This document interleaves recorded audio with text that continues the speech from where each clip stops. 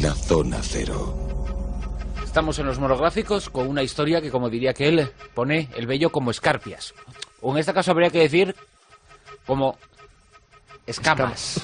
Porque estamos hablando del hombre pez, de Liérganes, una historia que nos llevará a hablar del padre Fijó y otras muchas cosas, pero un suceso de esos históricos que todavía, cuando revisamos, seguimos, bueno, pues poniendo la interrogante sobre quién era de verdad ese personaje que un buen día salió del mar, bueno, convertido en eso.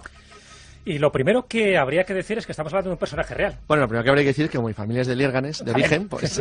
Bueno, también.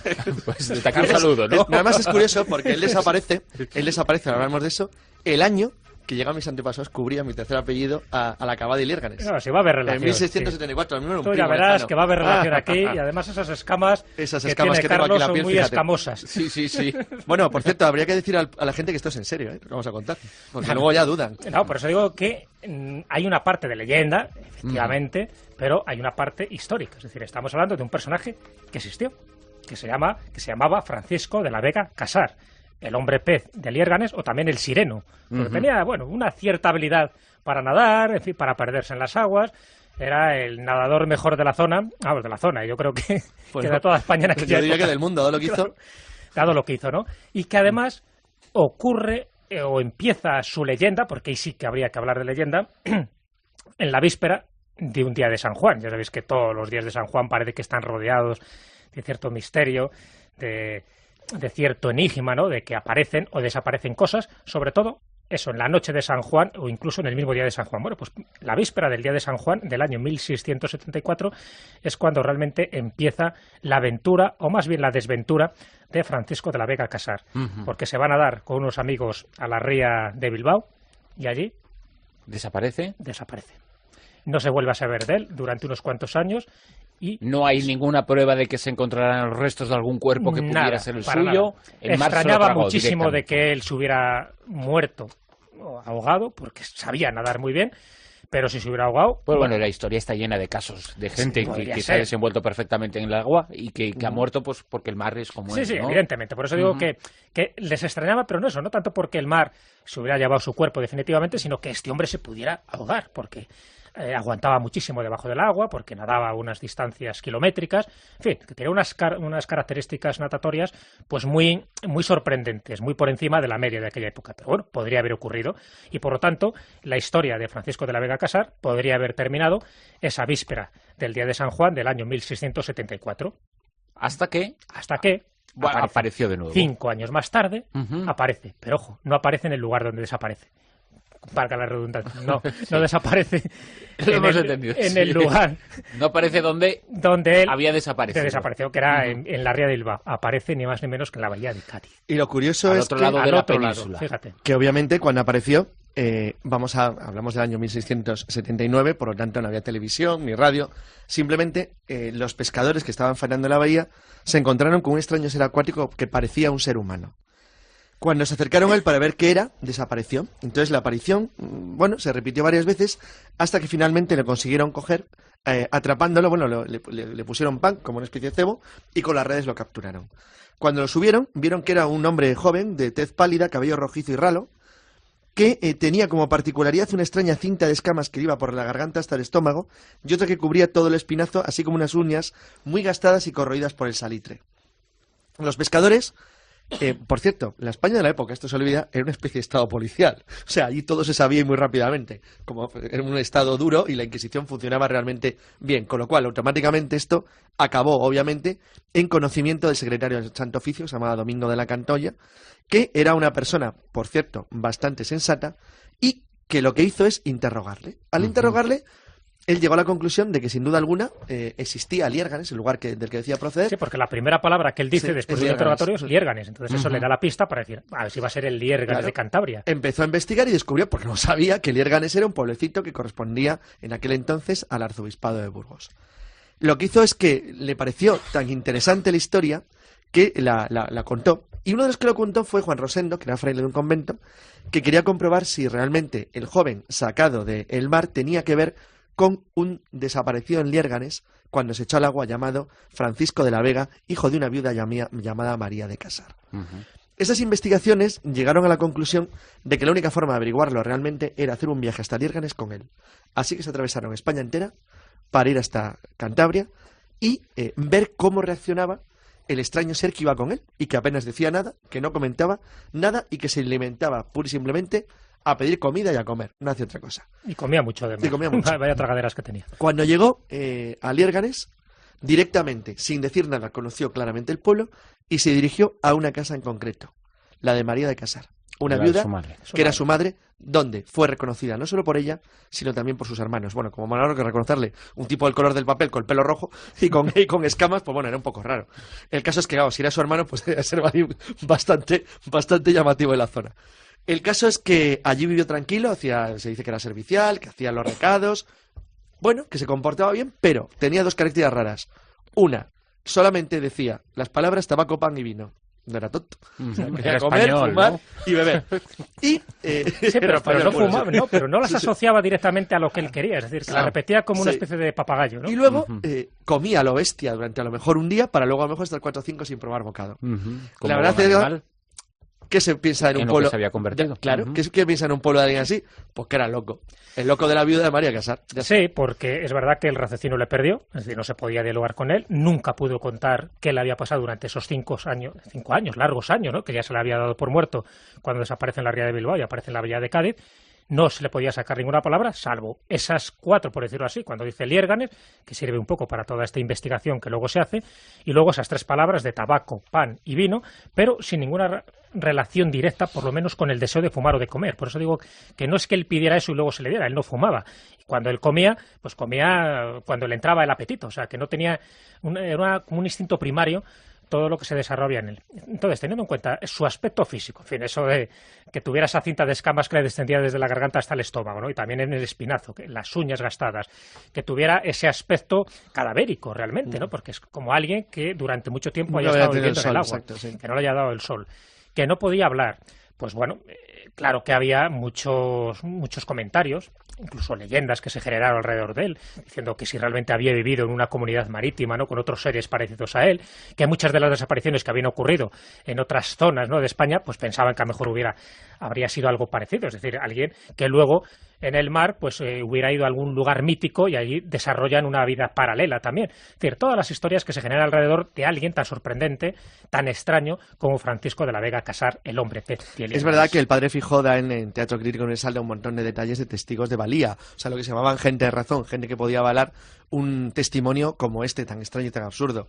Él cita, por ejemplo, al Marqués de Valbuena, de Santander, a Gaspar Melchor de la Riva, Agüero, que era un caballero de Santiago, o Dioniso Rubalcaba, de Solares, de los Rubalcaba de toda la vida, que conoció y trató al propio Francisco de la Vega y que por lo tanto eran gente que eran fiables a la hora de dar un testimonio que el padre Feijó, que sabéis que era muy crítico en todas estas cosas, pues consideró lo suficientemente válido como para merecer incorporar esta historia a su obra. Hombre, lo sorprendente, fíjate, el padre Feijó, que era muy racionalista, de hecho pues él vive en el siglo de la razón, y en su teatro crítico, él intenta demoler todas las supersticiones que corrían tanto en su época como en épocas anteriores. Sin embargo, al tratar los seres acuáticos es cuando su escepticismo crítico sufre como un mayor quebranto. Es decir, ahí sí está dispuesto a creer este tipo de seres, y en concreto el hombre pez de Liérganes. Y de hecho, todas las cosas que él cuenta las da como fidedignas, como que acaecieron, por eso cita tantos testigos que vieron que realmente este personaje existió, que estuvo en Liérganes, que desapareció en un momento dado y que volvió a aparecer. O sea que en este caso el padre Feijó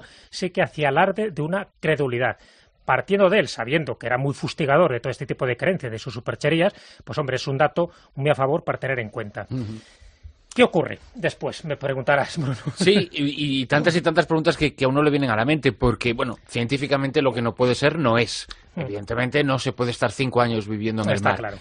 Pero igualmente hay que tomar en consideración toda una serie de pruebas y de evidencias que en este caso sí existen. Por lo tanto, tenemos ahí un choque entre razón y documentación. Claro, ahí está. Es decir, la primera duda que nos puede surgir... Que es la que hizo al padre Feijó quebrantarse en sus principios. Claro, ¿no? Porque es que no es el único caso. Cuando el padre Feijó menciona este dato, él hace referencia a otros casos históricos. Por ejemplo, se habla del Glauco. Los Glaucos serían como los primeros hombres peces de la historia, ¿no? Que forma parte de la mitología griega, que ya Ovidio lo cita en su obra, en la Metamorfosis, donde se encuentran que era un ser humano que al final pues va mutando. un poco como lo que pasa en la película Waterworld, ¿no? Donde Kevin Costner le salen branquias precisamente por su adaptación al medio marítimo. Pues una cosa parecida. O sea, que El hombre pide Lerganes, cuando empieza a salir su historia y a ser conocida a nivel popular, no era el único caso. Ya había otros casos más o menos conocidos. El peje Nicolau, por ejemplo, es uno de los más conocidos también, que era muy característico de Catania, en Italia,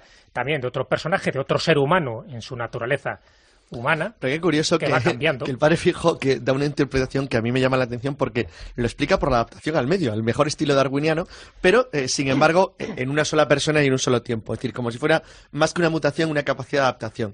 Es bien conocido lo que hizo Gregorio Marañón, que se interesó muchísimo por la leyenda del hombre P. de Liérganes en una obra suya, que era Las ideas biológicas del padre Feijó, argumentó toda una serie de razones científicas, el cientifismo de la época, para intentar demostrar que en realidad lo que le pasaba a Francisco de la Vega es que padecía cretinismo, que es una enfermedad caracterizada por detención del desarrollo físico y mental acompañada de formaciones. Luego explicaba lo de la tez blanca, la mudez y el perro rojizo por la ictiosis que le permitía y una serie de datos que le intentaba demostrar las enfermedades que probablemente tenía este hombre para convertirse en lo que la leyenda dice que fue. Lo que pasa es que existen otros elementos dentro de la historia del hombre P. de Liérganes extraños, muy extraños, como por ejemplo el hecho que apareciera en Cádiz.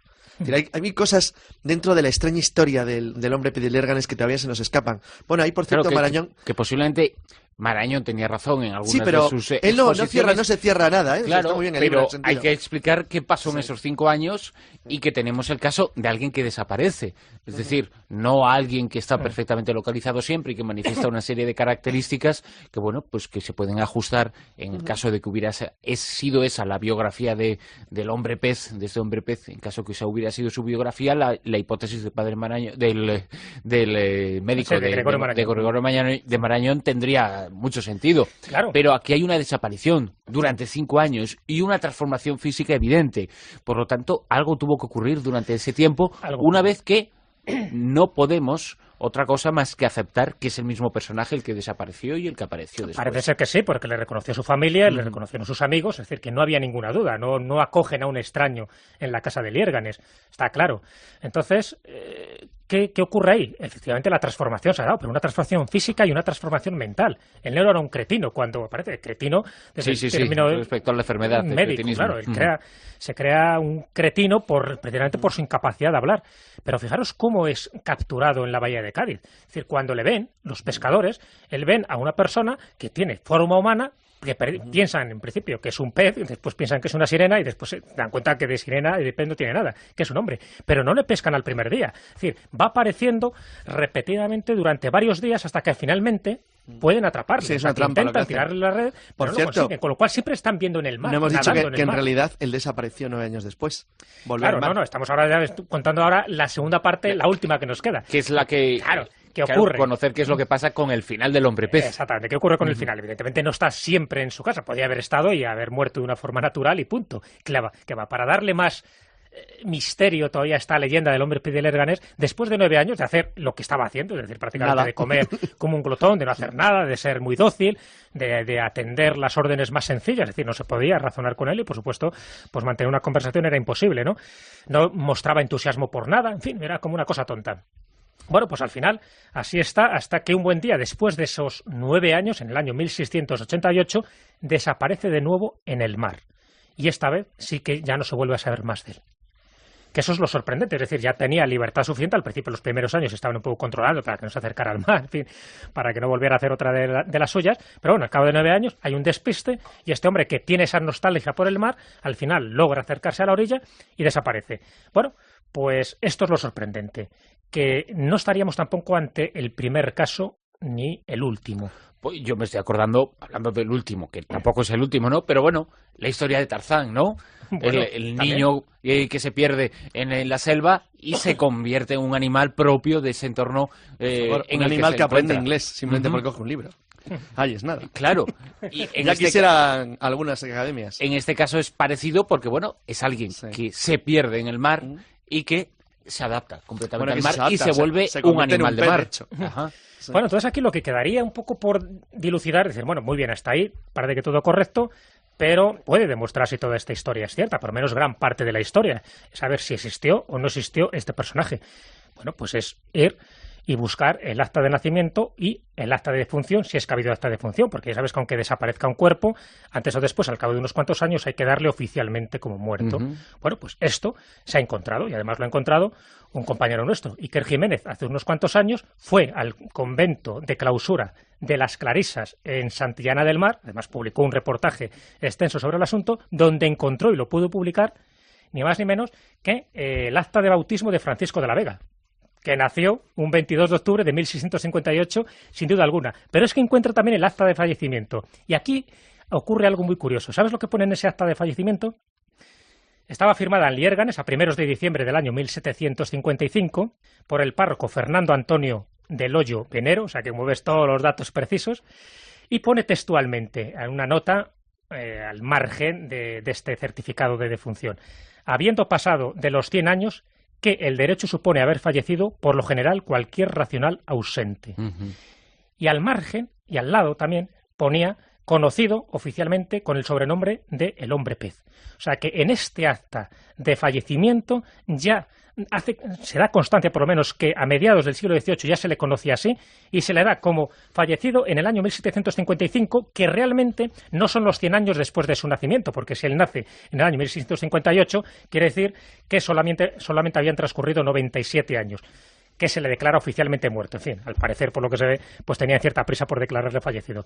Bueno, pues esos datos están en este convento de clausura de las Clarisas de Santillana del Mar, y es sorprendente por eso, porque da credibilidad a la parte legendaria que podía tener este caso que acabamos de relatar. Es decir, existió. Lo que no sabemos nada es durante 2 periodos de su vida. Durante esos 5 años que desaparece en esa víspera de San Juan, hasta que aparece 5 años después en la bahía de Cádiz, y luego cuando ya desaparece definitivamente en el mar Cantábrico y se pierde su rastro hasta que este acta de fallecimiento, pues casi 100 años después de su nacimiento, le declara oficialmente muerto, por más que nada por unas cuestiones legales, por una cuestión de testamento. Lógico.